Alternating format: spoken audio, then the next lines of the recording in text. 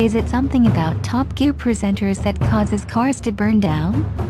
Last year, former BBC Top Gear host and current Grand Tour presenter Richard Hammond put down the shiny side of a Rimac hypercar, triggering an inferno, which he luckily escaped alive. But now it's current BBC Top Gear host Chris Harris who had to make a run for it as flames engulfed a pre-production sports car.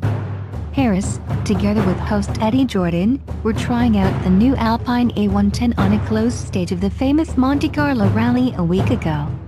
During their outing, which was likely being filmed for a segment in the show's upcoming new season, warning lights notified them of a problem in the car, and they soon realized the pre-production Alpine was on fire. Alpine has said it is investigating the incident, and it has currently suspended all pre-production cars as a precautionary measure.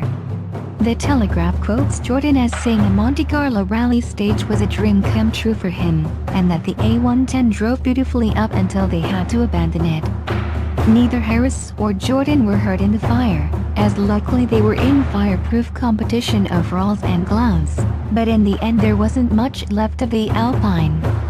Sadly, the car was lost, and it always makes me sad to see a beautiful car destroyed, said Harris.